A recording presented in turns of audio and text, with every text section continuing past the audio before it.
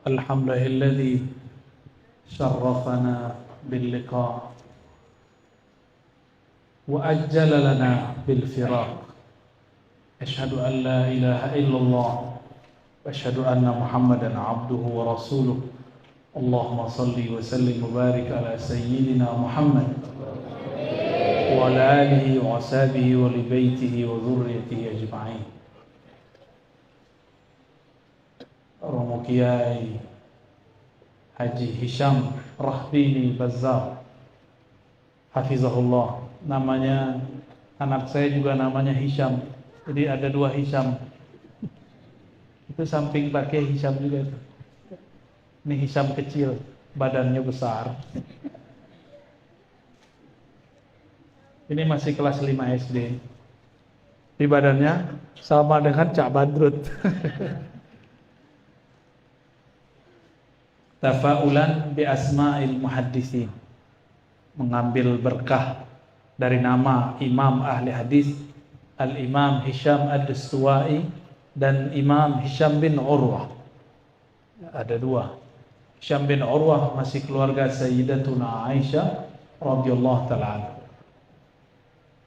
Semoga Bapak Kiai dan semua para asatiz, anak-anak, masyayikh, santri-santri dalam afwa wal afiyah. Amin ya rabbal alamin.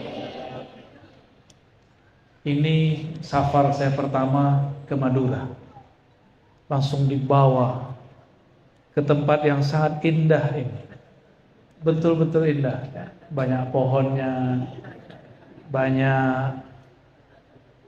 Ini seharusnya kalau masjid bolong-bolong nih. Jangan pakai tembok. Jadi biar udara masuk, nggak perlu pakai kipas angin. Jadi kalau nanti direnov, usul nih ya, tiangnya yang dibanyakkan, lalu kemudian atapnya agak menjorok, sehingga anginnya berputar terus. Karena saya lihat tadi Ustadz Ali udah keringetan banyak, karena dipandang oleh para banat. Baik. Dengan tawassul bin Nabi sallallahu alaihi wasallam wa tabarruk bi atharihi wa ilmi, kita memulai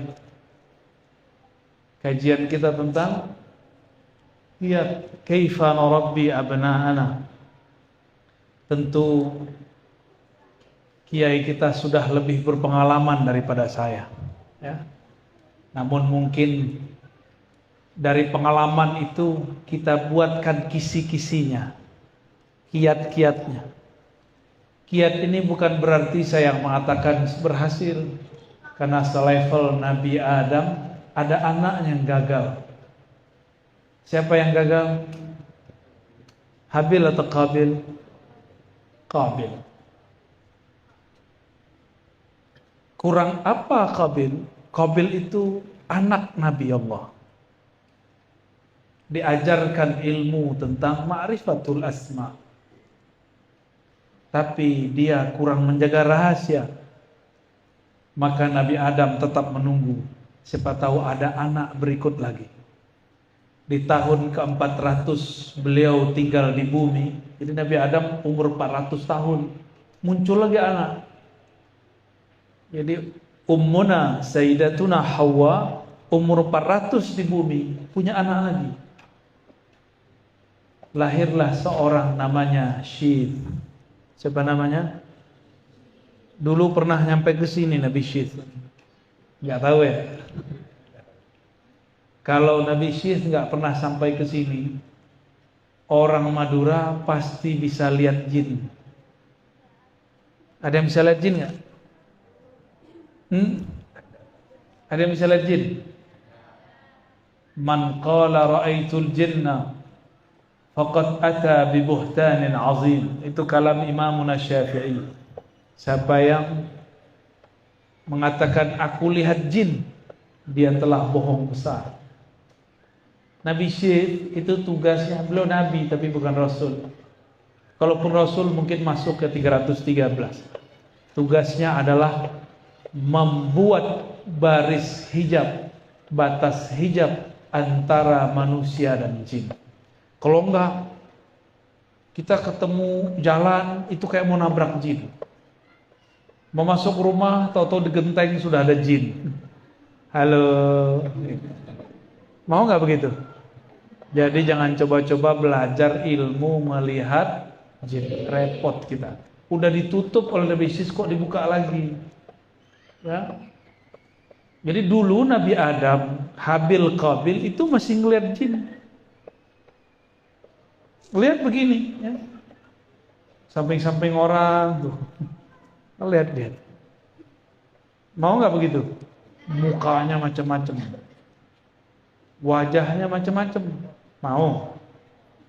Jadi santri-santri jangan coba-coba belajar ilmu kasyaf jin, ya. Nanti jadi begini ntar. Mau?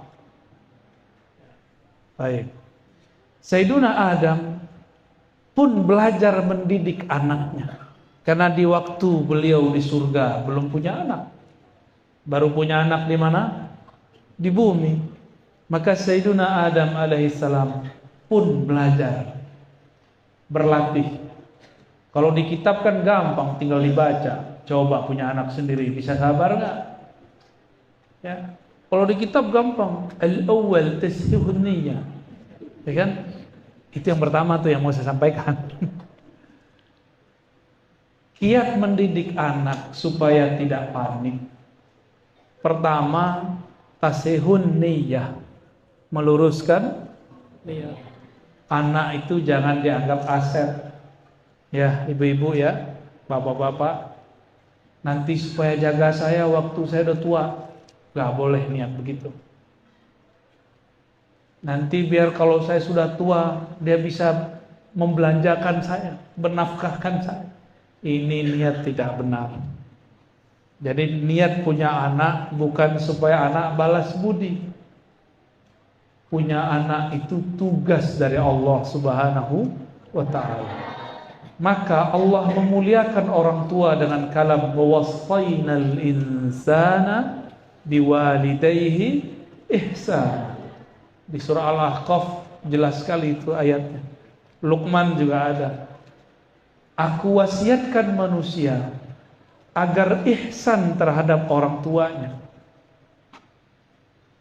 Didahulukan jar majrurnya, awalnya dia adalah objek, maudhu, maf'ulnya. Wa wasainal insana, kami wasiatkan insan, ini maf'ul pertama. Maf'ul keduanya biwalidai, pakai ba. Ba di situ menunjukkan makna serius. Benar-benar terhadap orang tua ihsana. Jadi kata ba tidak hanya jar majrur, tapi ba itu ada makna taukid di situ. Contoh saya mengatakan lastu bikafirin, itu beda dengan lastu kafiran. Lastu kafiran, saya tidak kafir. Tapi kalau lastu bikafirin, saya benar-benar tidak kafir. Maka taukid itu tidak mesti pakai nun, tidak mesti pakai lam, bisa pakai ba. Tergantung uslub kata-katanya. Nah, ayat ini jelas. Biwalidayhi ihsana. Berarti orang tua itu kalau boleh disebut wasiyatullah. Apa sebutan orang tua? Wasiyatullah. Jadi kita nih kalau udah punya anak, kita ini wasiat Allah. Anak amanatullah. Ya, anak ini amanah dari Allah. Yang dapat wasiat di situ. Nabi Adam punya orang tua nggak? Punya orang tua nggak? Nggak punya. Beneran. Orang tua fisik nggak punya. Tapi orang tua rohani punya nggak?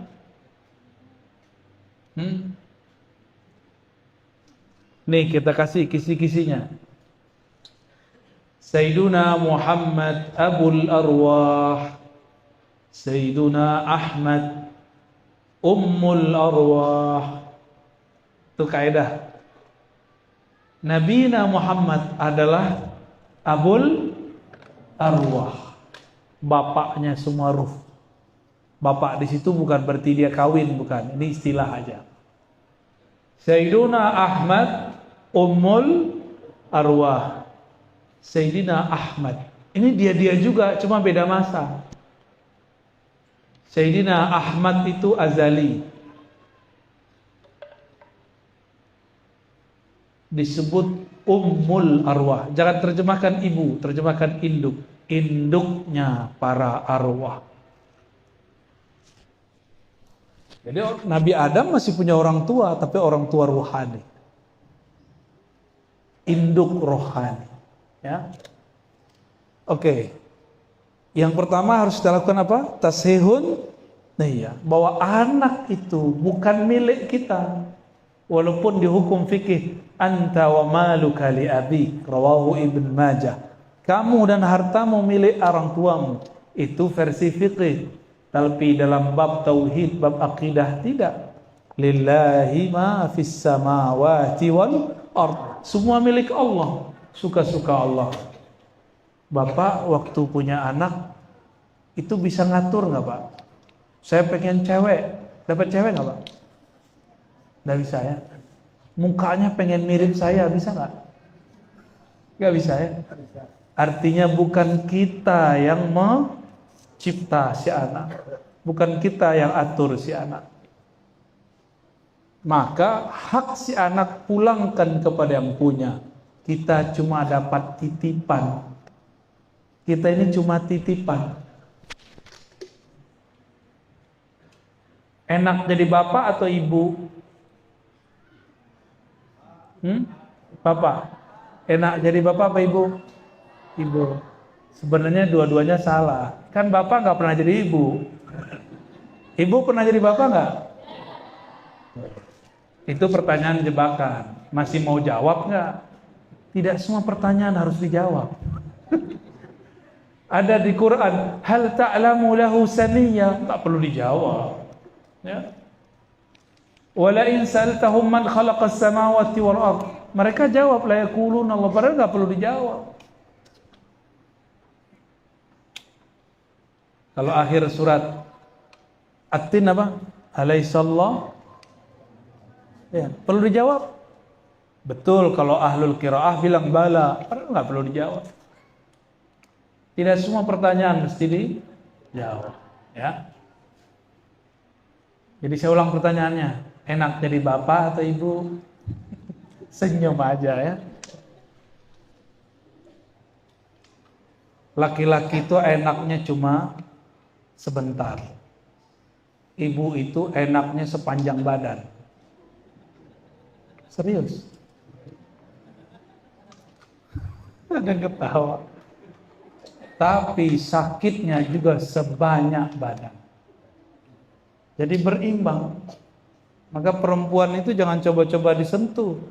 Berbahaya. Ya, apalagi suaminya enggak di rumah, jangan coba-coba dekati. Nabi mengatakan, la tadkhulul mughayyabat. Jangan masuk ke rumah yang suaminya tidak di rumah. Jadi yang pertama apa? Tashihun niyah. Pulangkan bahwa anak adalah amanah dari Allah. Kita ini cuma alat titipan. Kalau dititip, gimana kalau kita dapat titipan? Kita jaga nggak titipannya? Kalau dapat wasiat dari orang tua, jaga wasiatnya. Ini yang wasiat Allah, gimana? Itu lebih serius lagi. Jika anak diwasiatkan tentang orang tuanya, apalagi orang tuanya, dia pasti diwasiatkan tentang anak-anaknya. Maka berkatalah seorang nabi, keturunan dari Nabi Ishak, ketika beliau hendak wafat. Nabi Ishak punya anak. Siapa anaknya? Nabi Ishak punya anak, satu doang. Siapa nama anak Nabi Ishak? Ya'qub. Nabi Ya'qub itu ayah dari Nabi Yusuf. Beliau mengatakan, jadi beliau nggak nanya pertanyaan-pertanyaan aneh-aneh. Beliau cuma bertanya, pertanyaannya mesti dijawab. ma ta'buduna min ba'di. Apa yang akan kalian sembah setelahku? Jadi orang tua nggak nanya, nanti kalian sekolahnya apa nak, makannya apa nak, nggak ditanya begitu. Itu Allah sudah jamin.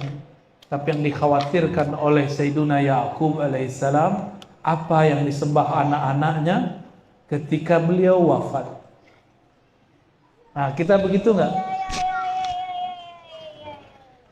Ibu-ibu, bapak-bapak ini kalau anaknya minta doa, doanya gimana? Semoga lancar rezeki, gitu ya? Bener? Beda sama guru. Guru kalau doain murid, semoga engkau selamat dunia akhirat. Lebih cakep mana? Lebih tinggi sisi keorangtuaan guru atau orang tua biologis? Guru. Kalau orang tua cuma doain kamu sehat-sehat ya nak ya, lancar rezeki. Berarti dia nggak memikirkan husnul khotimah, suul khotimah, nggak memikirkan masuk ke kubur. Itu sebabnya kebanyakan orang tua hubungan kita cuma sampai hayat ini berakhir. Selebihnya hubungannya gurumu siapa? Mau jadi orang tua begitu? Maka jadilah orang tua seperti Nabiullah Ya'qub. Nabiullah Ya'qub bertanya, ma ta'buduna min ba'di. Orang tua begini sekaligus jadi guru. Walaupun sekolah tidak tinggi, kita boleh bertanya kepada anak-anak. Cuma kalau bapak ibu ini bukan ustadz, ustazah, jangan ceramahin anak. Kan bukan berceramah. Untuk anaknya santri, dia bilang, kalau orang ini Madura bilang iya pak, gimana? Engge gitu orang Jawa. Hah? Eki, kayak nama temanku Eki gitu ya. Hengki. Astagfirullah. Mohon maaf ya bu, susah mengulangnya. Harus kursus bahasa Madura ini ya. Hengki gitu ya. Sahih. Ya udah saya pakai bahasa Jawa deh. Gitu kan. Bener. Kalau orang Jawa gitu nggak? Anaknya ustadz diceramain. Untung anaknya ustadz santri, maka dia tahu adab kepada orang tuanya. Dia bilang, ya baik, ya padahal orang tuanya ngomongnya belepotan gak jelas. Bukan ustadz, ustazah, tapi ceramain anak. Tapi kalau anaknya santri dia beradab. Kalau anaknya gak santri, dia bilang apa? Cukup lah pak. Udah lah mak, saya juga tahu. Ada lagi yang parah, tiba-tiba dia kabur. Maknya lagi merem, nangis-nangis. Anakku, tahu-tahu anaknya udah pergi. Jadi kalau kita bukan ustadz, ustazah, bukan mu'allim, mu'allimah, jangan terlalu banyak juga nyinyir kepada anak, cerewet jangan. Berbicara seperlunya. Ya. Yang pertama kembali, tashihun niyah. Maka Nabi Ya'qub karena dia meluruskan niatnya, dia tanya, apa yang kau sembah setelahku? Lalu anak-anaknya menjawab, yang kami sembah Tuhan engkau, ilahaka wa ilaha abaika, dan Tuhan dari kakek-kakekmu, Ibrahim, Ismail, Ishak. Itu jawaban anak-anak mereka. Itu anak-anak mereka dulu pernah nakal, buang Sayyidina Yusuf. Namanya anak-anak, iri nggak? Nah, coba lihat tuh, iri-irian tuh. Ya. Biasa begitu anak-anak. Jangan kemudian ngeluh, kenapa ya anak saya begini? Biasa aja. Anak Nabi Ya'qub berkonspirasi, tahu konspirasi? Bersiasat, berkomplotan, ingin menjerumuskan, menzolimi adiknya sendiri. Nabi Yusuf emang begitu. Ternyata usut punya usut, beda ibu. Nabi Yusuf dan Bunyamin itu ibunya berbeda dengan saudara yang lain. Jadi anak-anak itu pasti ada kecemburuan. Pasti ada cemburu. Ya. Nanti dia lihat abangnya dimarahin, dia tidak. Abangnya nanti cemburu. Kok saya dimarahin, adek tidak? Gitu. Nanti cemburu. Padahal karakternya beda. Si abangnya bisa dimarahin, adeknya nggak bisa dimarahin. Bisanya cuma dicuekin. Beda anak, beda watak. Bisa request nggak Pak kalau punya anak? Ya Allah, anakku wataknya kayak aku deh, gitu bisa nggak? Nggak bisa. Kalau bisa saya bikin anak banyak-banyak Pak. Tapi nggak bisa soalnya ya. Ini tasihun niat. Yang kedua, sebelum punya anak, anak ini kan tumbuh di rahim seorang ibu. Maka pastikan tempat tumbuhnya adalah tanah yang subur dan halal. Jangan hanya subur, ya, harus halal. Kalau subur banyak nggak? Banyak yang subur, tahu-tahu udah belendung aja. Maryam zaman now, Maria hadzal asr, ya. Belendung aja perutnya. Itu kesaking suburnya. Ada orang nikah bertahun-tahun masih kempes saja, ya. Ada nggak? Ada orang nikah pengen punya anak, Allah nggak kasih. Ada orang belum nikah, Allah kasih anak. Pilih mana? Jangan pilih dua-duanya. Ya, milih salah satunya salah lagi ntar. Baik. Saya mau tanya, duren Madura sama duren Jawa rasanya sama nggak? Padahal bijinya apa yang beda? Tanahnya. Sudah pernah makan duren Sumatera tuh? Sumatera, duren Palembang, duren Padang, duren Medan? Belum? Mau nggak? Duda keren. Mau? Bapaknya pasti cemburu ya. Duren ini asli duren. Bijinya sama, taruh satu di Jawa, satu taruh di Madura, satu taruh di Bogor, satu taruh di Medan, satu taruh di Padang, rasanya beda, hasilnya beda, bibitnya sama, tapi rasanya tumbuhnya pun beda. Kok bisa beda? Karena lain tempat tumbuhnya. Daerah Sumatera atau daerah Madura mungkin bagi sebagian tempat lebih panas, cocok dengan duren. Sedangkan tempat yang lain dingin, tidak cocok dengan duren. Ini contoh aja ya, contoh duda keren.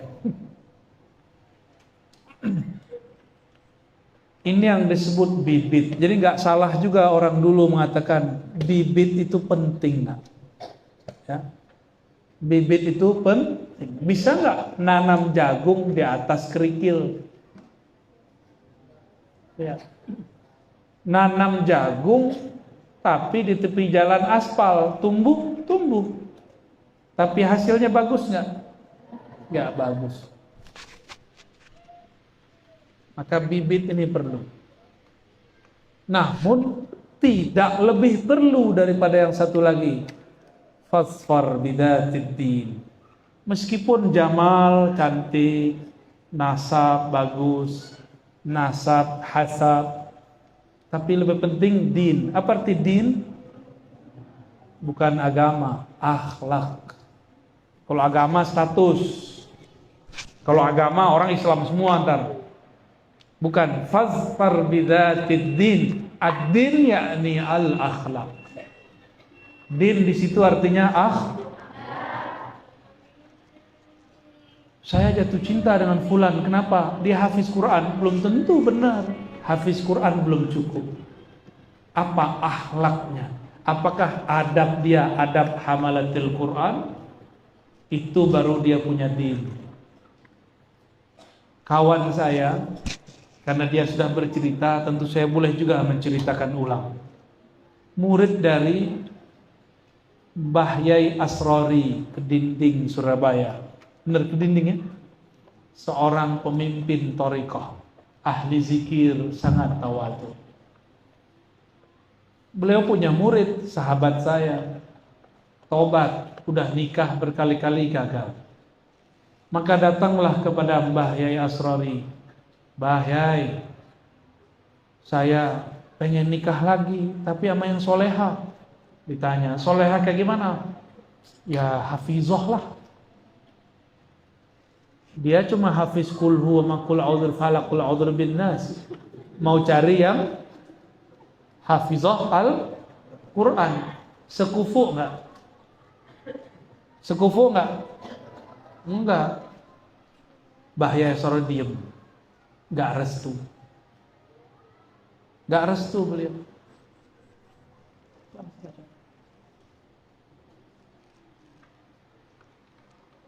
Tiba-tiba ada perempuan yang juga cantik tapi tidak hafizah, sukanya seperti perempuan anak kota, nge-mall, jalan-jalan ya jalan-jalan, bisa nyetir lagi, apalagi pakai motor.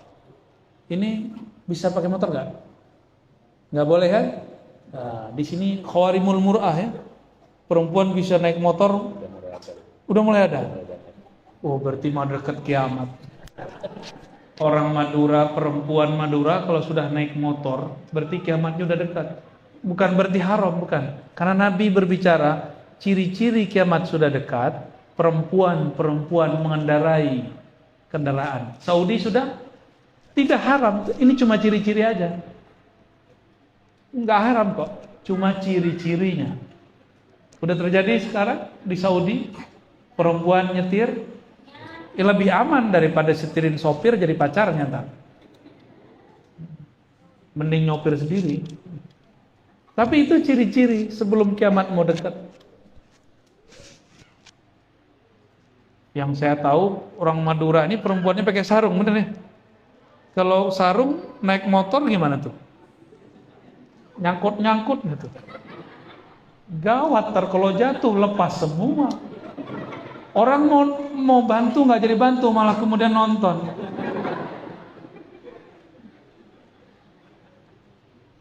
Aji mumpung.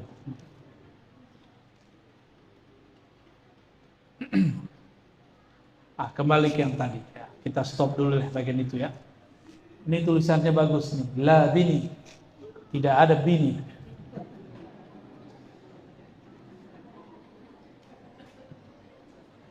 Jadi yang disebut fazfar bidzatid din bukan orang status agamanya apa, tapi akhlaknya bagaimana. Maka Hadratus Syekh ya, Mbah Yai Asrari Al-Mursyid fi Tariqah Al-Qadiriyah wa Naqsyabandiyah, beliau mengatakan, noh, ada perempuan hobinya sama dengan kamu, suka nge-mall. Nikah sama dia. Dia bingung. Loh kenapa Pak Yai? Kan saya pengen perempuan yang solehah. Ternyata cowok-cowok ini gak ngerti solehah dan soleh itu artinya apa. Soleh bahasa Arab itu diartikan bukan amal taat. Soleh itu diartikan munasib. Apa arti munasib? Cocok. Kenapa di Jawa, di Madura, orang kalau mau nikah dicocokkan tanggalnya, dicocokkan namanya, bener? Itu asbab. Nanti nggak cocok bisa ada caranya, tenang aja. Itu kan ilmu dibuat manusia. Misalnya namanya depannya D, yang perempuan depannya E, nggak cocok, gampang. Tinggal depannya tambahin nama. Kan semua kita keturunan Adam, boleh tambahin Adam D. Semua kita kan pengikut Nabi Muhammad, boleh kita tambahkan Muhammad D, boleh, gak masalah. Atau semua kita hamba Allah, bukan? Tambahin Abdullah D, bisa. Jadi jangan saklok juga tuh yang punya ilmu hitung-hitungan pitungannya. Di sini namanya ilmu apa? Ada namanya prempun. Bid'ah sekali ya. Itu bukan ilmu bid'ah, itu boleh. Itu sangat boleh, tapi tidak boleh diyakini sebagai sesuatu yang menandingi takdir Allah. Cuma asbab.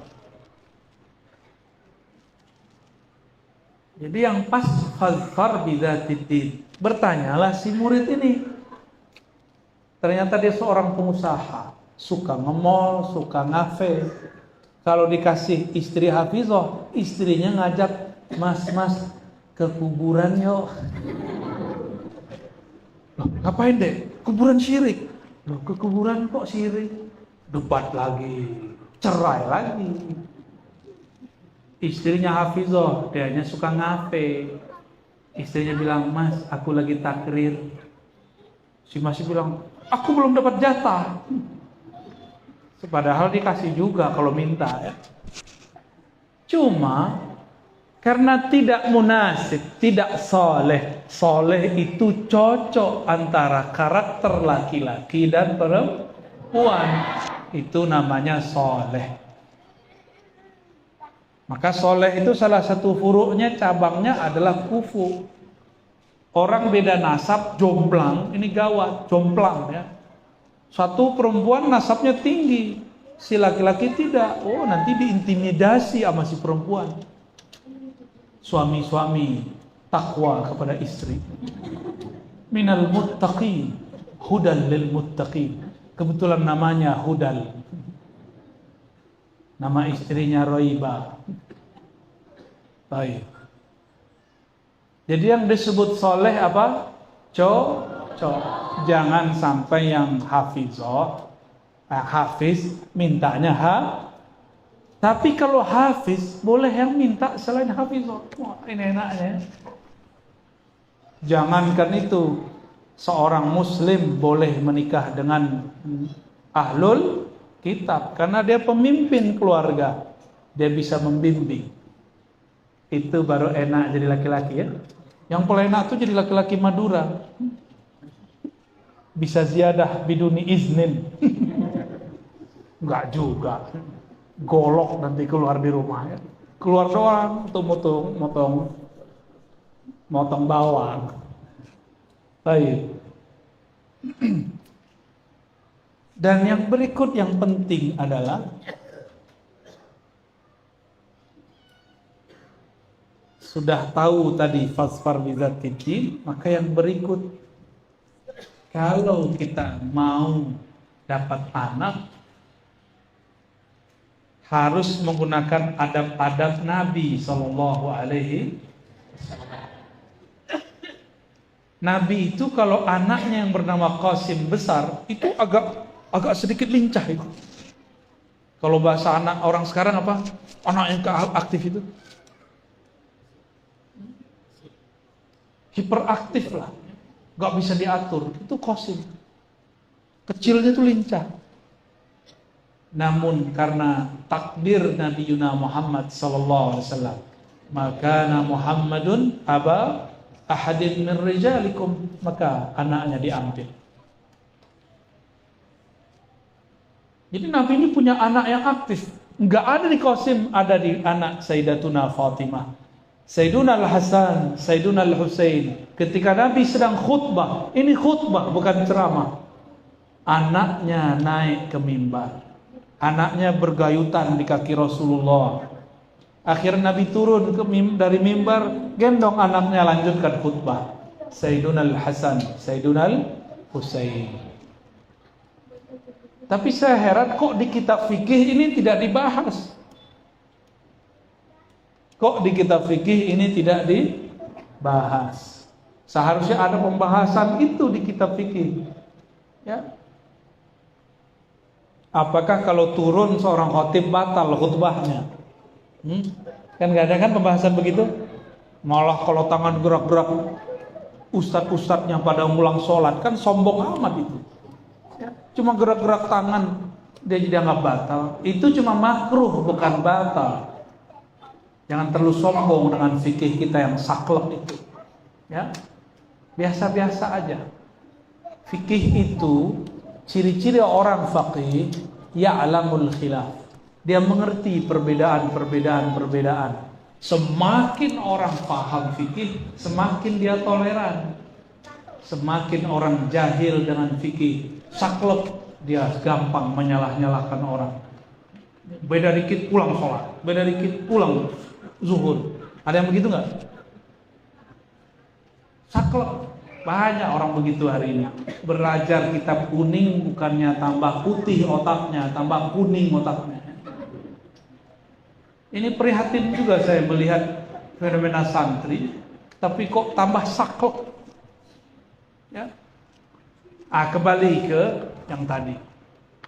Jadi kalau sudah bagus dinnya, sudah soleh, ya, sudah cocok, maka kalau mau bikin anaknya harus sesuai dengan sunnah Nabi Sallallahu Alaihi, ya harus hafal doanya lah, ya kan? Cuma doanya nanti belajar di kitab apa namanya? Pura-pura nggak tahu. Saya malu nyebut nama kitabnya. Gak cukup itu teori. Itu teori. Itu nggak mesti juga seperti di kitab. Yang penting kan sudah halal. Itu cuma anjuran. Nggak begitu juga boleh. Ya. Kalau anak sudah muncul di perut, ternyata inilah awal mulai memasukkan karakter pertama buat anak. Ini anak saya 2. Ini saya belum berarti berhasil ya didik anak. Ini masih proses. Tapi karakternya beda tergantung apa yang saya lakukan waktu ibunya hamil. Yang pertama, ibunya suka zikir khafi untuk menenangkan si anak. Ini lincah ini. Aslinya dia jalan-jalan terus ini. Yang gede. Disuruh zikir khafi. Tapi di sela-sela hari-hari tertentu, ibunya dia suka musik yang agak sedikit kenceng, ngerok. Udahlah pakai rok panjang, ngerok. Saya orang yang sukanya seni-seni musik yang halus, sedangkan dia sukanya yang kenceng. Sampai hari ini kalau ada musik kenceng, dudak, dia bilang, Bibi jangan matiin, Bi. Radio, kita kalau nyetel radio di mobil, terus ada bunyi musik yang kenceng, langsung badannya gerak tuh. Kalau saya telinga saya langsung capek. Aduh, udah istighfar berkali-kali, dia malah menikmati. Jadi itu berpengaruh. Apa hobi orang tua waktu ibu waktu hamil. Pada mau hamil kan ini? Yang sudah pasti ingat-ingat tuh. Apa hobi kita ngaruh kepada anak. Ya. Yang kedua, istri hobi baca hizib. Hizibnya dibaca. Baca Quran, khataman Quran, dalail. Tahu dalail khairat? Ya, ini anak dalail ini. Khataman dalail. Kalau kau dengerin sholawat dia langsung tenang. Ada efek. Berarti kalau mulai didik anak semenjak masih mulai perdengarkan yang indah-indah, yang bagus-bagus. Saya nanya kepada dokter-dokter psikolog yang belajar dengan ilmu barat. Dan mereka mengakui ada namanya healing, terapi healing. Untuk menenangkan bayi, untuk memasukkan memori kenangan kepada bayi bisa lewat musik. Karena orang barat senangnya musik. Kalau kita kan ada sholawatan, benar nggak? Ada sholawatan, tapi kan sholawat juga ada 2. Ada sholawat yang tuntah. Benar. Ada sholawat yang tanpa pakai musik. Coba nanti anaknya akan beda-beda tuh. Jadi jangan salahkan anak kita, kok anak kita begini dan begitu. Terus yang berikut, kalau sudah begitu, baru lahir apa yang dilakukan?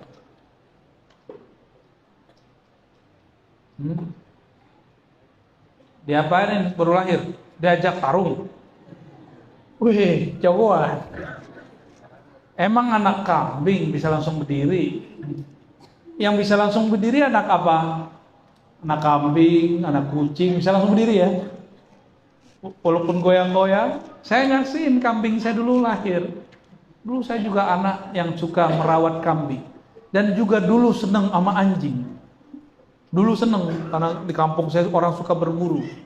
Kita nggak suka burunya, suka yang dijadiin buruan. Tuh anjing tuh, sama kemana-mana. Suka bawa anjing dulu. Kita jaksin anjing lahir, kucing lahir, itu langsung bisa berdiri.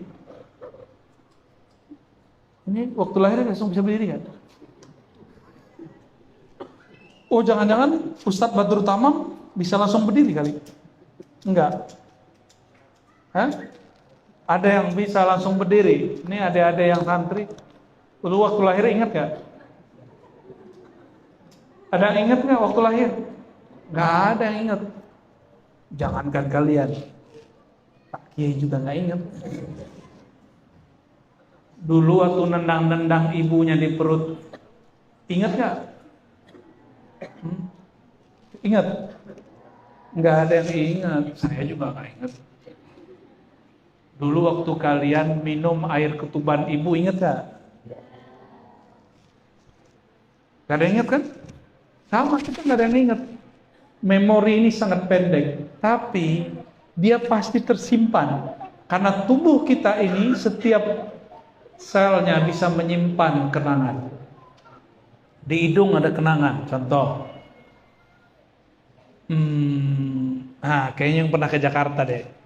Ustadz Ali pernah jatuh cinta perempuan kan di Jakarta? Ya, pernah ya? Atau senang aja. Dia ada parfum khusus nggak dia? Gak suka parfum. Ketahuan hidungnya, hidung Korea. Kata Ibnu Qayyim dalam kitab Raudhatul Muhibbin, kitab ini aman dibaca. Hidung itu punya memori terhadap aroma bau. Bau ketek. Wah, ketek dia nih. Bau apa lagi? Bau parfum.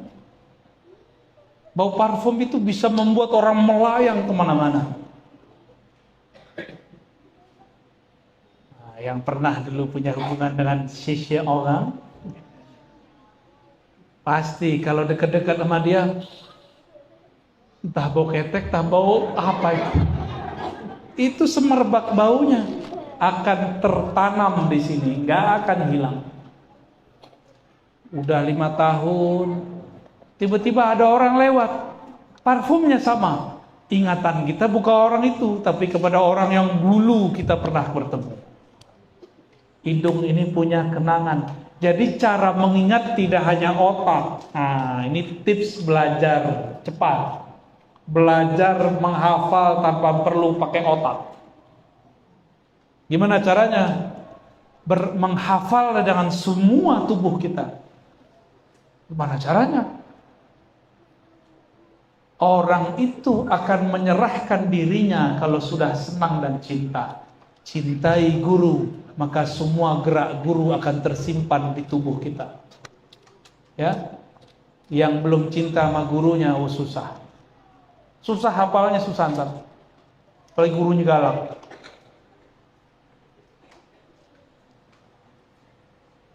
Kalau awal bayi baru lahir, dia apain? Diajak ngopi. Dia azani. Ya, pakai mic nggak? Nggak perlu. Ya. Langsung azani. Ini adalah penanaman tauhid pertama. Tapi kata kawan di luar sana, mungkin di sini nggak ada orang-orang ngomong begitu, karena di sini nggak ada kan selain aswaja, bener. Ahlus sunnah wal jamaah tok 1001%, bener ya? Ini ajaibnya orang Madura ya. Nggak ada Wahabi, nggak ada Salafi, Muhammadiyahnya nggak ada ya. Hebat orang Madura. Kata kelompok sebelah, nanti kalau yang sudah nyantri di luar paham. Kalau sekarang kan tinggal buka YouTube. Bener? Ada ustadz ngomong, mengazankan bayi baru lahir bid'ah. Kenapa bid'ah? Hadisnya dhaif. Tahu hadis dhaif? Hadisnya lemah. Siapa yang melemahkan? Oh, imam dia. Saya nggak usah sebut namanya. Ntar jadi pergunjingan ya. Ternyata kita cek, dibuka periwayat kitab ini namanya Imam Tirmizi. Siapa nama imamnya?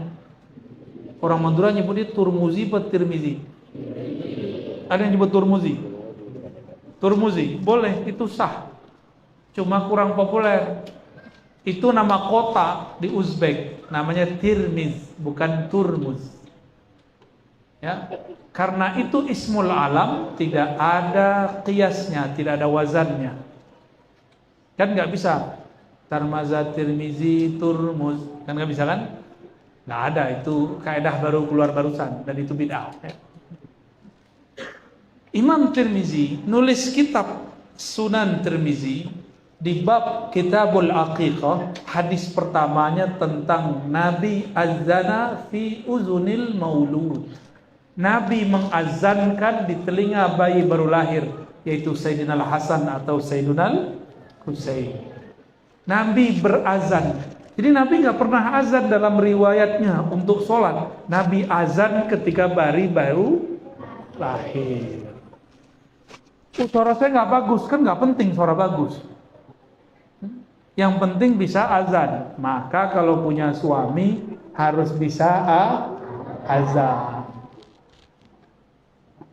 Ada kalimat penting di situ. Allahu Akbar, Allahu Akbar. Asyhadu an la ilaha illallah. Asyhadu anna Muhammadar Rasul. Yang paling aneh, kok dipanggil hayya ala sholat? Kan si anak belum bisa sholat. Gimana dong? Hah? Si anak itu udah sholat, cuma kita yang nggak tahu. Sholatnya bayi itu ngeak-ngeak, itu dipanggil Allah itu. Ya Allah lapar, ya Allah lapar. Allah kirimlah orang tua, orang kirimlah ibu. Maka ayah ibu itu utusan Allah untuk anaknya, disebut wasiyatullah. Itu sebabnya durhaka kepada orang tua sama dengan durhaka kepada Allah. Itu baru orang tua fisik. Gimana orang tua batin, yaitu guru rohani? Durhaka kepada mereka pasti su'ul khatimah. Nauzubillah min dzalik. Jadi pertama kali diazankan. Inilah yang disebutkan dalam satu riwayat, alimu auladakum la ilaha illallah. Walaupun hadisnya tidak sampai derajat sahih, tapi maknanya sahih. Ajarkan anakmu pertama kali kalau baru bisa ngomong la ilaha illallah. La ilaha illallah bahasa Arab atau bahasa apa? Terserah. Karena bayi itu menangkap rasa. Pakai perasaan itu bayi. Bunyinya la ilaha illallah boleh, pakai bahasa Madura boleh, bahasa Indonesia boleh. Dalam satu riwayat walaupun tidak populer, ketika hujan turun ada seorang sahabat, bahkan disebutkan riwayat itu sahabat Rasulullah di masa Nabi hidup. Itu sahabat ketika bayinya digendong, hujan turun, apa kata dia? Wahai anakku, saksikan Allah menurunkan hujan. Padahal anaknya belum ngerti juga. Biar jadi memori masuk ke telinga anak. Tapi jangan banyak-banyak, jangan ceramahin bayi. Dek, nanti kalau kamu dewasa, anaknya nggak ngerti. Sama dengan anak kelas 1, diajarkan pakai pelajaran kelas 3, nggak bisa. Dan yang terakhir, al-mar'u ala dini khalilih. Seseorang itu dinnya, akhlaknya tergantung khalilnya, temannya, lingkungannya, pesantrennya, sekolahnya, kampungnya, kawannya. Maka kalau anak kita mulai dewasa, mulai gede-gede, pilihkan bagi anak komunitas, tempat ngumpul, tempat main, tempat belajar, orang-orang yang baik. Kalau anak sudah kenal enak asiknya berteman, maka ajaran orang tua cuma 30% masuk, 70%-nya ajaran kawan. 70%-nya ajaran kawan. Kalau masih kecil, anak ikut kita. Tapi kalau anak sudah mulai kenal kawannya, dia ikut kawannya lebih banyak daripada orang tua. Gengsi ikut orang tua. Maka ini yang paling penting, itu kiat paling inti. Al-mar'u ala dini khalilih. Seseorang berdasarkan akhlak dari komunitasnya, temannya. Beruntunglah santri-santri ini punya kawan orang pesantren. Beruntunglah orang-orang di Madura, kebanyakan kampung di Madura ada pesantren. Ya, beruntung. Mau di mana aja orang zikiran, tahlilan, baca kitab, sholawatan, nikmatnya bukan main. Tapi itu berbanding kuat, terbalik dengan karakter orang Madura yang sangat luar biasa. Jadi betul-betul Allah kasih hadiah. Ini karakternya dikasih hadiah yang besar. Begitulah di setiap tempat dan masa. Maka Bapak Ibu adinda para santri, kita bersyukur pesantren itu sebenarnya mewah.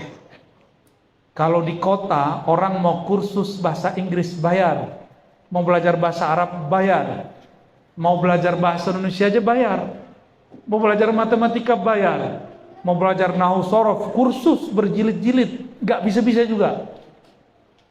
Kalau di pesantren gajinya guru syukron, ya nggak?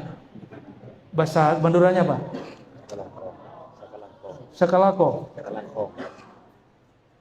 Sekalako, gitu. Syukron. Paling-paling kalau ada berkatan isinya 5.000, ya salam. Itu ustadz ngajar nahwu sorof, ngajar tahfiz, ngajar akidah, ngajar semua. Itu ilmu mewah di Jakarta.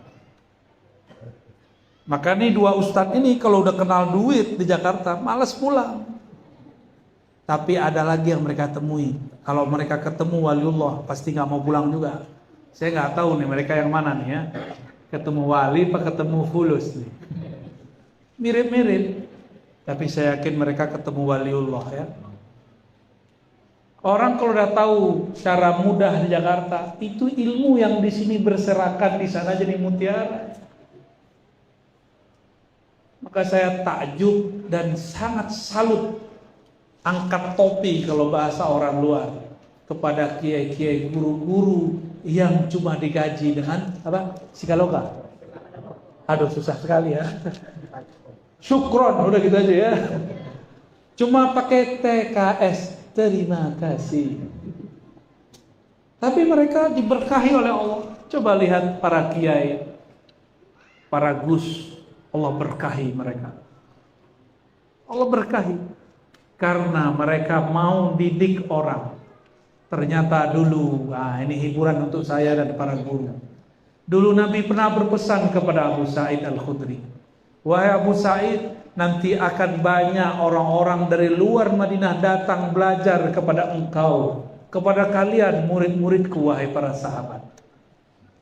Abu Sa'id, ingat-ingat itu, benar Rasulullah wafat tidak lama, tiba-tiba banyak orang datang berkumpul di masjid mencari Abu Sa'id Al-Khudri. Apa yang kemudian dikatakan Abu Sa'id? Abu Sa'id ketika sambutan, marhaban biwasiyati Rasulillah, selamat datang wahai wasiat para rasul. Jadi santri itu wasiat Rasul. Berarti yang dapat wasiat siapa? Guru. Kalau yang dapat wasiat guru ini meyakini ini wasiat Rasulullah, dijamin gak hidupnya? Dijamin hidupnya. Allah yang jamin langsung. Maka insya Allah kalau orang jadi muallim yang ikhlas, hatinya tidak pernah miskin, walaupun orang melihatnya miskin. Ya, karena jadi ustadz itu ribet, beli mobil baru dikira sedekah. Apalagi kalau ikut partai. Wah, depan bagi-bagi nih ya. Ribet, padahal itu hasil tabungan dia misalnya. Jadi ustadz itu jangan terlalu mencolok juga. Langsung beli mobil bagus, jangan ya. Bagusnya yang standar, yang cocok dengan keadaan dia. Walaupun kita sanggup beli banyak, kecuali ada orang datang ngasih. Rezeki tidak boleh ditolak. Ya, boleh nggak nolak rezeki? Ada nggak doa tolak rezeki? Yang ada tolak bala. Wa qina syarra ma Nggak ada. Wakina ma rozakta. Nggak ada. Itu salah doa itu orang. Mursyidnya sepertinya iblis ya. Baik. Yang paling penting tadi apa? Al-mar'u ala dini khalid. Ustadz itu kalau nggak ngumpul sama orang ikhlas sama. Ustadz itu juga ada gap-gapnya. Ada kelompok-kelompoknya. Ada ustadz ngartis. Dia bukan artis, gayanya doang. Kalau artis ditarif nggak? Tarif. Tuh, kalau udah mulai narif-narif, itu udah ngartis namanya. Itu pantangan para kiai, benar nggak Pak Kiai? Pantangan kiai. Namanya manusia, mau kiai, mau ustadz, mau wali, senang dikasih duit. Apalagi duitnya akeh banyak, benar nggak? Seneng. Kalau bisa di atas honornya artis. Tapi nggak boleh ngomong, nggak boleh bilang. Saya ngajar sekian, bayar sekian, nggak boleh, itu haram hukumnya. Kalau kecuali ngobatin orang, obat, ya. Kalau ngobat ngeruqyah boleh pakai tarif. Padahal lebih mulia jadi guru daripada ruqyah. Karena saking mulianya tidak boleh pasang tarif, karena dia mulia tak ternilai. Nggak ada cara untuk menilainya. Semoga guru-guru kita dijaga keikhlasannya oleh Allah. Semoga jamaah murid-muridnya suka memberi hadiah. Amin ya rabbah. Allahumma salli ala Muhammad.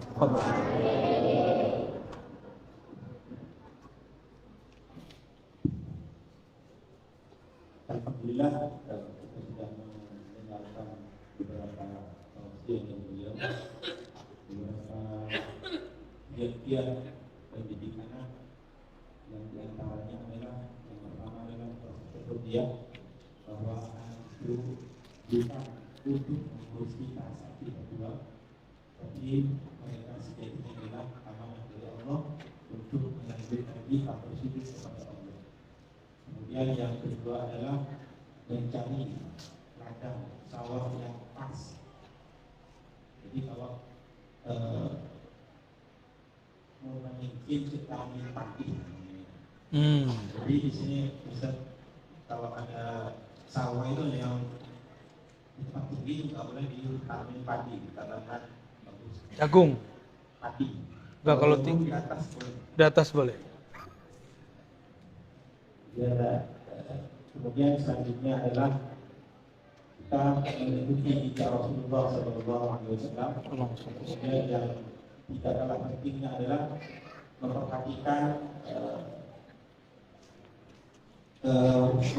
kawan-kawan dari anak kita berkawan dengan siapa, karena 70% dari watak anak itu dipengaruhi oleh teman-teman. Itu kira-kira sebulan dari beliau pada sore ini. Kemudian selanjutnya silakan untuk sesi pertama kami silakan untuk 3 penanya, silakan. Ya, yang pertama dari Dora Muhammad Fawzi Rahman, kemudian dari Dora Abdul Fahim, selanjutnya silakan. Oke, silakan. Dimulai dari Dora Muhammad. Lora Gus.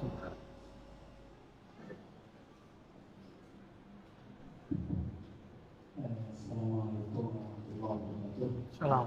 Udah tamat. Udah tamat. belum Mau terakhir. Bisa dari dulu saya melihat tahun ketiga sebelum subuh rumah Ustaz itu udah ramai sama anak-anak main dan orangnya Hashim Isyad sama Hashim sebelum subuh udah ramai entah main atau sholat atau apa. Nah, anak-anak kami itu kadang bangunnya baru jam 7 Ustaz. Nah, itu gimana Ustaz caranya supaya anak-anak kita cara orang tua mendidik anak supaya membiasakan jam 3 bahkan tidak rela waktu sholat apakah itu diwujud anak kepada pokoknya juga Masya Allah. yang itu diwujud atau no Mungkin yang tiga sudah bangun Ustaz. Jadi ada berbicara sama Ustaz yang tiga udah malam-malam di masjid. Apa ya kadang-kadang gitu Ustaz. Jadi mungkin ini yang sangat kami butuhkan bagaimana caranya supaya anak-anak itu bangun sungguh-sungguh Ustaz. Baik. Lora Muhammad, ini suaranya paling saya senengin kalau lagi sholawatan. Sebelum saya jawab, sholawat dulu dong satu. Ya, sholawat yang syahdu ya, silakan. Sholawat dulu.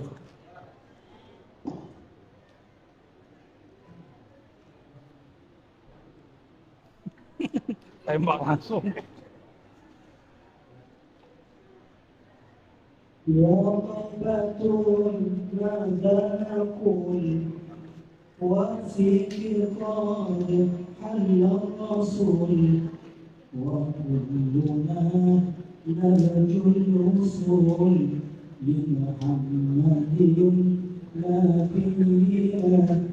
وكلنا نرجو الوصول لمحمد نبينا بشرى لنا من المنزل على وفرها بشرى لنا من المنزل على وفرها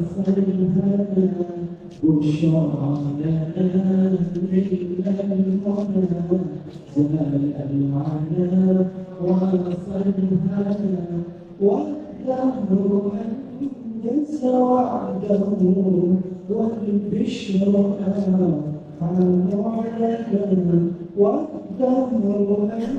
أنجز وعده والبشرى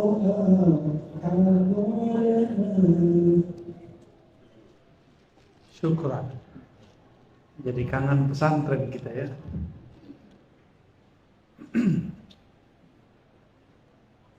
Tahaddus bin ni'mah, saya mengamalkan sholat witir dan menjadikan itu wajib.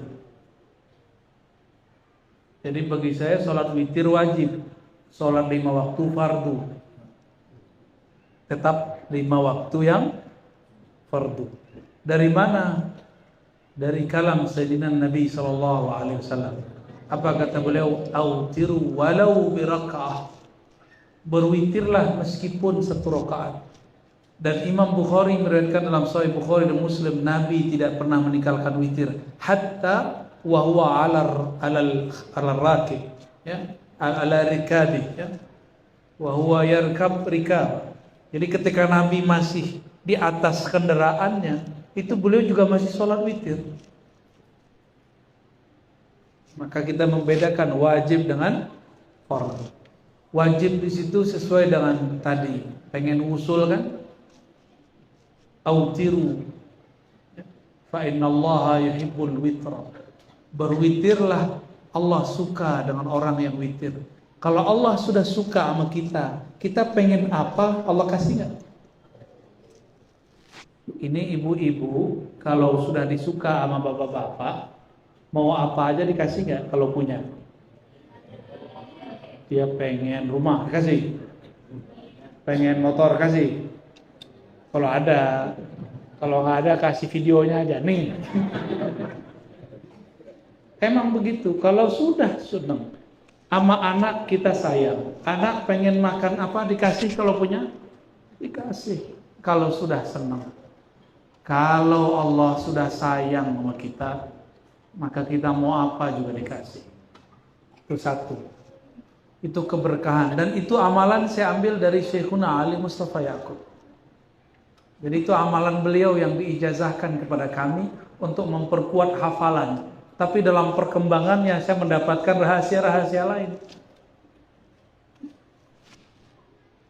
Ini juga rahasia bagi para muallim, duat, khutbah dan hafiz. Jika ingin menjadi da'i ilallah, maka harus punya waktu berkhalwat, bersepi-sepi, bersunyi-sunyi hanya dengan Allah. Nanti ketika dia bertemu masyarakat banyak, umat yang banyak, dia biasa aja udah. Karena dia sudah biasa dengan yang maha besar. Selain Allah terasa kecil. Mau dipuji 1000 orang, mau dibenci 100 orang, sama aja. Karena bagi dia hasbunallah wa ni'mal wakil. Cukup Allah saja. Cukup Allah. Ini kalau orang sudah biasa berkhalwat. Dia khalwat dari dunia, dia tinggalkan sibukan dunianya. Tidur itu duniawi. Kita kalau tidur 8 jam sehari, sebulan jadi berapa? 8 kali 30 kali 12, umur sudah 30-40 tahun. Berarti udah berapa lama kita tidur dan hasilnya nggak jelas. Makanya Allah kemudian memulai risalah. Kualitas kenabian Nabi Muhammad itu diperkuat dengan kualitas risalah. Caranya, wahai muzammil, wahai orang yang berselimut, qumil laila, bangunlah malam hari meskipun qalila, meskipun sedikit. Kata laila inilah yang menginspirasi Imam Abdurrahman Al-Jami. Muncullah kalimat laila majnun. Itu dari sana, dari surat ini. Laila Majnun. Oh, itu panjang ceritanya. Kita nggak usah cerita Laila Majnun dulu. Lalu anak-anak itu nggak boleh diancam. Kalau apalagi laki-laki, anak-anak itu dikasih reward. Anak soleh bangun, gitu. Jadi cara bangunannya ada anak itu senang dipuji, anak ganteng bangun. Kalau si abang senang dipanggil anak soleh, kalau si adek senang dipanggil anak ganteng. Husain ganteng gitu. Dan jangan coba-coba bilang dia jelek, itu gelas saja terbang itu. Ini kejadian waktu kita nginep di Surabaya kemarin di hotel. Abangnya bilang kamu jelek, ngomongnya 7 kali. Gelas di depan dia plung terbang. Beda gaya. Jadi kalau bangunin yang anak ini mungkin dengan memuji dia, anak soleh, anak baik, anak keren. Apalagi si anak suka kartun yang baik. Itu tinggal dibilangin, sebutin kartunnya yang lucu-lucu itu. Sahabat Doraemon, gitu boleh. Doraemon udah bangun tuh. Doraemonnya nggak pada tidur. Apalagi kalau dapatnya kartun-kartun indah. Muhammad Al-Fatih, Salahuddin Al-Ayubi. Apalagi sebelum tidur si anak minta cerita. Ini untuk bapak-bapak, ibu-ibu harus jadi orang pinter bercerita untuk anak-anak. Jangan main handphone mulu, anaknya minta cerita. Taruh handphonenya kalau anaknya minta cerita. Anaknya nanya ngobrol. Apalagi anaknya bilang, cerita dong Bi, cerita dong ya. Cerita dong Bu. Cerita kita. Mau cerita apa deh? Tanya dia mau cerita apa. Atau kita mengajukan, mau dengar cerita Nabi nggak? Mau dengar cerita ini nggak? Anak-anak yang dulu waktu kecilnya diceritakan dongeng atau kisah oleh ayahnya, nanti saat besar bisa duduk di tempat kursi seperti ini. Saya maksudnya. Saya ini produk cerita kancil. Torikot Kancilia. Jadi ayah saya kalau saya mau tidur saya panggil, Pak, cerita kancil dong. Cerita bapak saya tentang kancil. Cerita bener, kancil. Jadi yang masuk ke dalam pikiran saya tentang kancil mencari bulan. Gak ketemu-ketemu. Besok minta lagi. Si Pandir dan kancil. Besok si Kabayan. Besok macam-macam. Karena bapak saya bukan ulama, bapak saya cuma palurah, tapi senang beragama.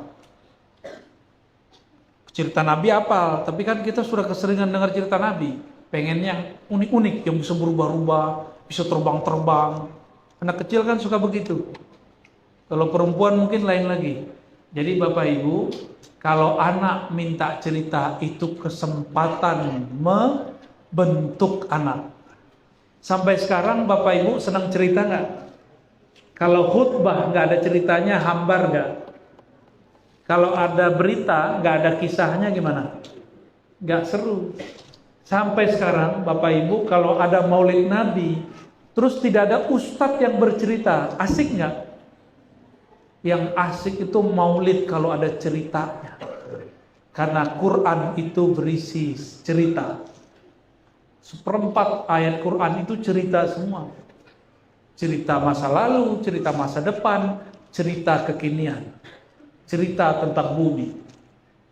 Wasyamsi wa duhaha bagi saya itu cerita. Allah bercerita tentang matahari dan duhanya. Baik. Jadi gimana caranya? Bangunin anak dengan panggilan yang dia suka. Gak mesti dia sholat, cukup dia bangun aja. Kita bangun, anak-anak bangun, nanti dia bangun sendiri. Itu enaknya kalau di pesantren. Dulu kan masih di pesantren ya. Kalau sekarang kan saya sering keluar. Kadang-kadang kalau kita nggak di rumah ya nggak tahu apakah anak masih bangun atau tidak. Jadi beruntung hidup pesantren, hidup mewah. Dibangunin nggak jam 3? Adik-adik bangun, terus tidur lagi. Sholat tahajud nggak malam tadi? Enggak. Gimana kalian mau perang sama Yahudi ya? Mau perang sama Dajjal, diajak bangun aja nggak mau. Nanti ada masa Dajjal keluar 40 hari 40 malam, nggak bisa tidur kita. Nggak bisa tidur. Latih-latihlah kurangin tidur dari sekarang. Maka saya tidak pernah mengeluh karena kurang tidur. Saya mengeluh kalau orang kurang semangat. Ya, kira-kira gitu. Dapat ditangkap poinnya? Hidupkan satu sir, yaitu witir, zikir. Lalu kalau mau bangunin anak, panggil dengan nama yang indah, nama yang dia suka.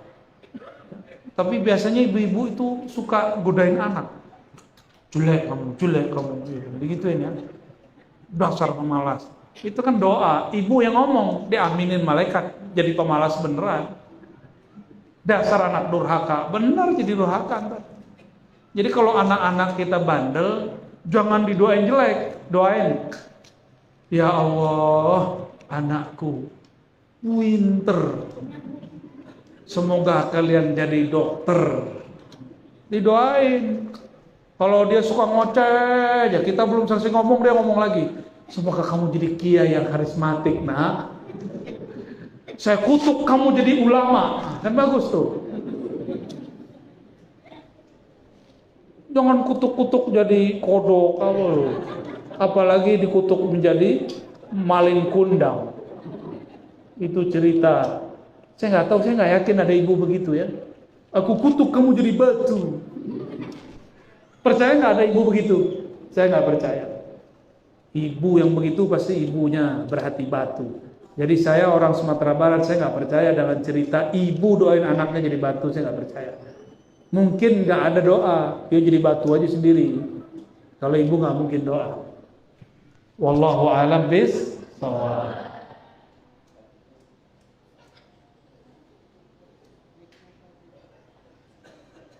Kenapa kayak ini? Saya ngajar kok antum yang keringetan. Ada keringat gak di sini? Ada ya?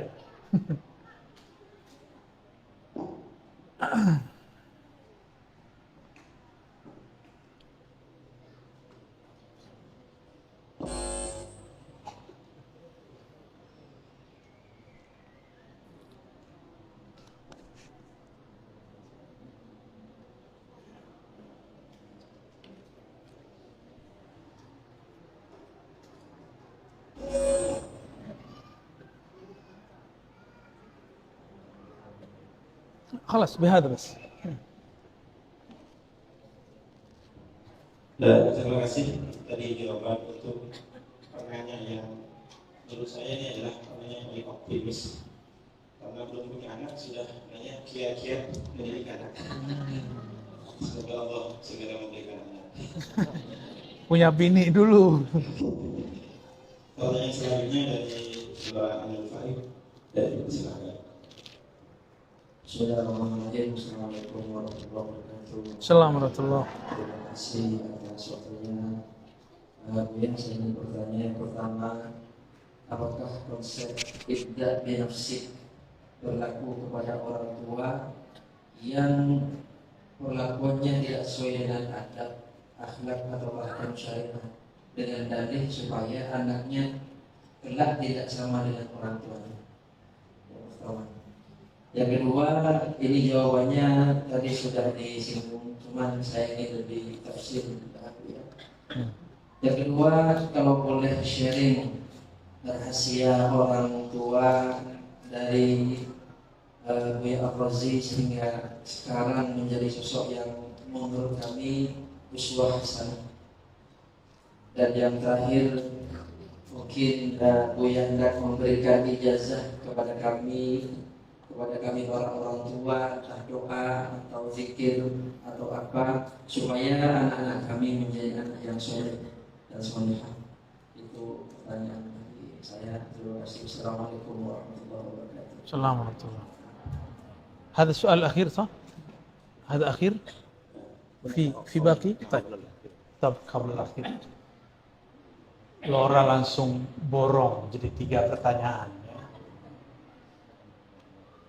Orang bisa borong karena ada alat pemborongnya. Jadi bisa nanya banyak karena memang banyak alatnya. Yang pertama ada ungkapan ibda, itu hadis Nabi, ibda binafsik atau ibda biman ta'ul. Itu gimana kalau orang tuanya nggak benar? Sebenarnya gini, semua kita ini ada masa tidak benar.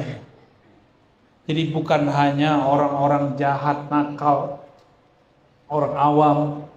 Enggak, hatta seorang kiai, seorang gus, lora, ustadz, buya, syekh, ada masa-masa di titik hidup dia aja enggak benar. Kenapa? Karena kita manusia. Kita bukan malaikat. Sayyidina Adam pernah sekali lupa. Maka lupa itu jadi keturunan. Maka kita ini lupa, ini turunan dari Nabi Adam. Pada lupa nggak Pak? Jangan lupa pulang ke rumah Pak ya. Jangan lupa sama istri sendiri. Baik. Lalu bagaimana dengan ungkapan ini? Ungkapan ini kan usaha. Berusahalah kalau kamu mau melakukan sesuatu, mau mengajarkan sesuatu mulai dari diri sendiri. Maksudnya sederhana. Kalau mau ngajak, ini nama kampungnya apa nih? Pasanggan. Mau ngajak ke Pasanggan, tapi nggak pernah ke sini. Muter-muter nggak? Jalannya, masya Allah, dahsyat sekali. Saya jantungan. Karena melihat ada mobil tadi Avanza sudah mau masuk jurang. Ya salah. Jadi setiap kali mau belok, zikirnya jadi tambah banyak. Itu sopir waliullah kali ya. Karena membuat kita semua menjadi bernyebut nama Allah dalam hati. Amin. Jadi mulai dari diri sendiri itu maksudnya berusaha menghidupkan nur di sini. Tempuh dulu jalan, baru orang ajak ke jalan itu. Saya pernah cerita dulu, kita mau ke Baduy. Baduy itu di daerah Banten. Orangnya pakaiannya masih pakaian orang 100 tahun yang lalu. Dan kakinya nggak pakai sendal. Kebayang orang lama. Saya turun dari kereta api, nanya ke orang-orang, mau ke sana naik apa? Wah, bisnya udah nggak ada Pak. Terus gimana? Pakai angkot aja sewa. Maka kita carilah angkot. Angkot di sini sama angkot. Taksi. Oke. Saya carilah sopir taksi. Pak sopir, tahu Baduy nggak? Saya sebut nama daerahnya. Oh tahu. Yaudah, tolong antar kita. Diantarlah sama dia. Jam 5 sore masih terang. Jalan. Kawan kita pakai GPS. GPS-nya menjadi kacau. Nggak tahu kita dibajak ke alam mana. Mungkin dimasukkan ke alam Jabarut. Lalu menjadi carut marut. Tadinya cuma 3 kilo mau nyampe. Dia ajak sudah 7 kilo menjauh daripada. Itu pun kami yang jadi penumpang. Tapi kami yang dorong taksinya ketika naik. Taksinya nggak sanggup mendaki. Pas ndaki, terpaksalah kita turun. Kita yang bayar, kita yang nondorong. Itu sopir taksi paling hebat sedunia. Ya. Akhirnya saya tanya, Mas, kamu ngerti jalan nggak sih? Saya sebenarnya belum pernah ke sana, Mas. Nah, inilah nasib dai-dai, ustadz-ustadz, kiai-kiai ngajak kepada Allah tapi belum ketemu Allah. Ngajak ma'rifatun Nabi tapi rindu Nabi belum ada. Ngajak zikrullah tapi gak pernah latihan zikir. Ngajak anaknya jadi soleh, dirinya belum soleh. Kira-kira begitu ya. Kita ini kan gak ada yang benar-benar soleh, termasuk saya. Kita sedang berusaha menjadi orang soleh. Ini menjambung yang nomor 3 tadi jawabannya. Saya bukan orang sempurna, Bapak Ibu. Aib saya banyak, dosa saya sangat menggunung, bahkan mungkin melangit. Maka setiap istighfar itu saya selalu nangis, karena saya merasa dosa saya banyak. Tapi kadang-kadang kita sembunyiin, kita nggak mau istighfar depan orang. Saya menyimpan rasa hina itu di dalam diri sendiri. Maka saya pun sampai hari ini masih memperbaiki diri setiap saat.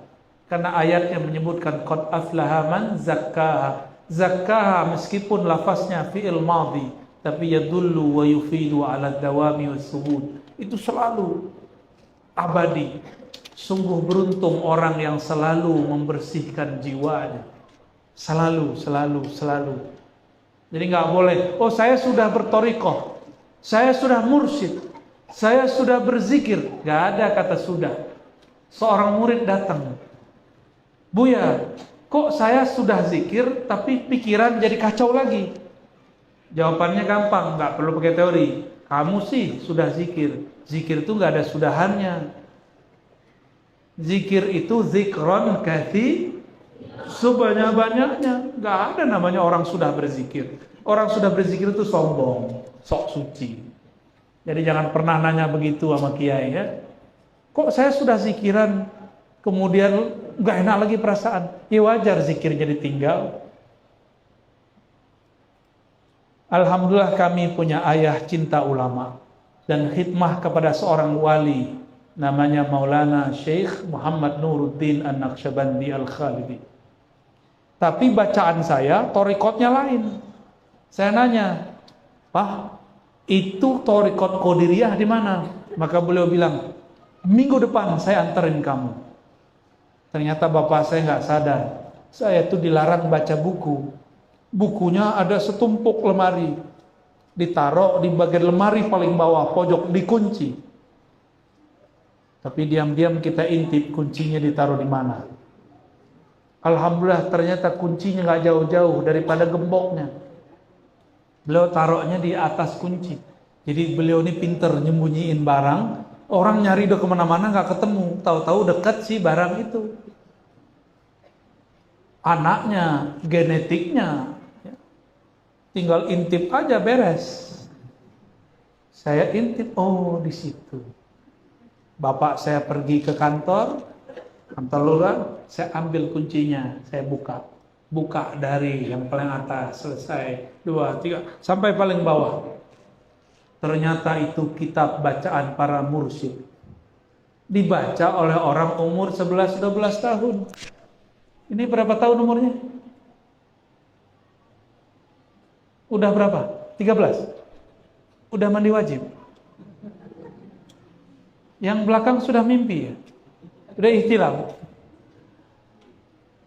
Umur kelas 1 sanawiyah. 1 sanawiyah, kelas 2, kelas 3 itu saya mengkhatamkan buku-buku itu. Bacaan yang dilarang kecuali seorang mursyid. Kata orang baca buku tasawuf gila. Coba, ini gila nggak? Gila nggak? Gila apa waras? Kalau saya gila, yang dengerin lebih gila lagi. Allahumma salli ala Sayyidina Muhammad. Ayah saya dulu suka bawa saya ke ulama. Itu rahasianya. Bawa ke majelis. Bukan hanya majelis maulid, tapi majelis ngaji kitab. Walaupun sampai di sana saya tidur. Gitu. Jadi bawalah anak-anak kita ke ulama. Gak mesti didoain, mandang aja cukup. Apalagi kalau dapat doanya, ya. Apalagi kalau dapat tahniknya. Kalau saya gak menahnik ya, karena saya sendiri tahu diri kita ini banyak dosanya. Maka walaupun sunnah mentahnik anak, tapi saya tidak berani mentahnik anak. Jadi zurul ulama, ziarahi ulama, bawalah anak-anak. Jangan ujuk-ujuk langsung masuk pesantren. Atau udah masuk pesantren pas musim liburan bawa anak-anak ke ulama ini, ke ulama itu. Ya hiburannya santri apa? Ulama sama kuburan, benar nggak? Ya udah kita ziaratul ulama sama ziaratul kubur. Satu hayy, satu mayyit. Ziaratul ahya wal amwat. Rasakan nanti efeknya luar biasa kepada anak. Ini saya ambil dari Sayyiduna Muhammad sallallahu alaihi wasallam. Nabiuna Muhammad SAW waktu kecilnya diajak ziarah oleh ibunya. Kemana diajak ziarah? Ke ayahnya. Benar? Ziarah ke kakeknya. Semuanya ziarah. Jadi Nabi itu adalah Nabi, pemimpin Sayyidul Kuburiyin. Di sini istilah itu nggak populer ya. Di Jakarta kita kalau ziarah kubur dituduh penyembah kubur. Mereka buat istilah kuburiyun. Jadi jangan kaget ya orang Madura nih. Ini punya gelar nanti di Jakarta. Kuburiyun. Halo kuburiyun. Gimana? Mau nggak disebut kuburiyun?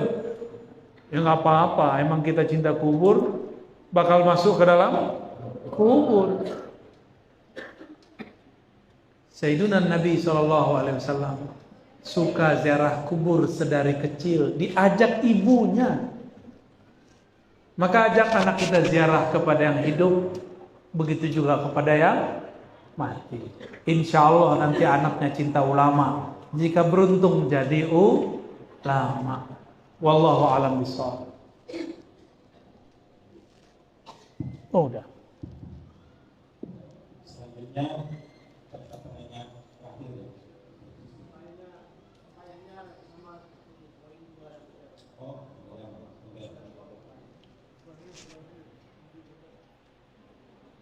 Oke, karena waktu sudah dikeluarkan sore dan kita semua untuk sholat asar. Ya. Jadi ada yang kalau kita lanjut wajib, sholatnya itu fardu ya. Nanti itu wajib sampai di sini atau sampai mengurangi atau mengakhir fardu sholat.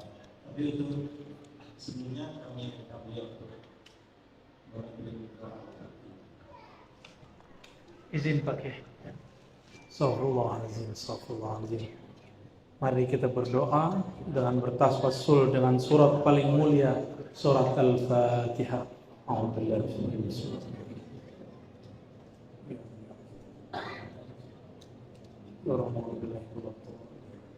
Allahumma ya munazzil al-Fatihah, iftah qulubana bil-Fatihah, waftah quluba abnaina وتلامذنا وطلابنا وطالباتنا ببركة الفاتحة.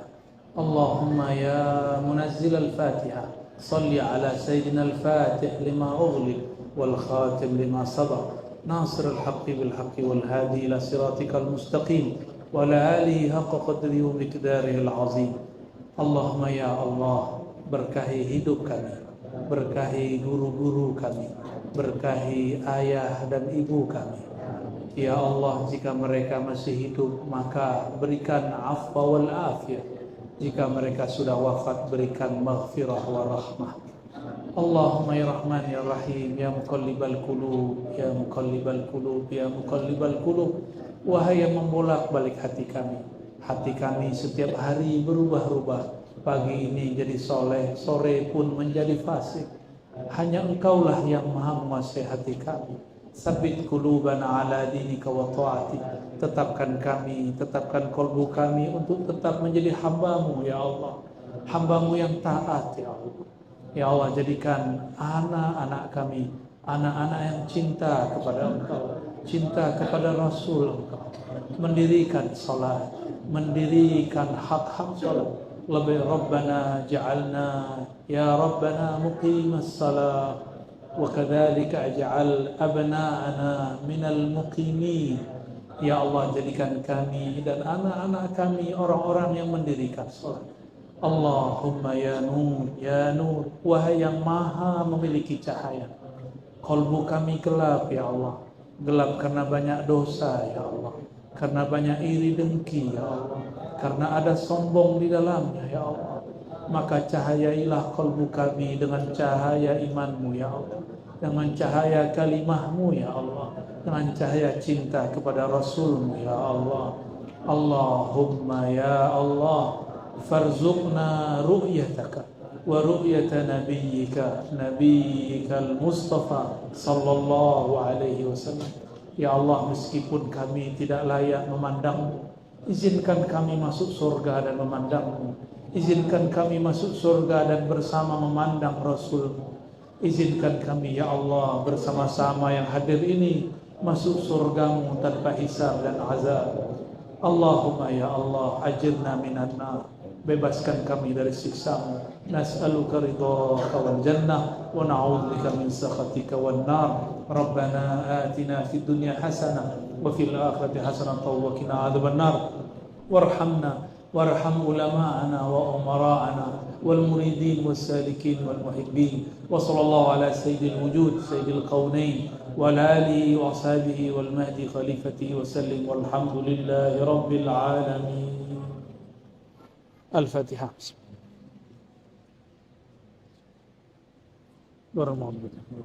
Izin, saya tidak ikut sholat di sini karena masih jamak takhir. Ya.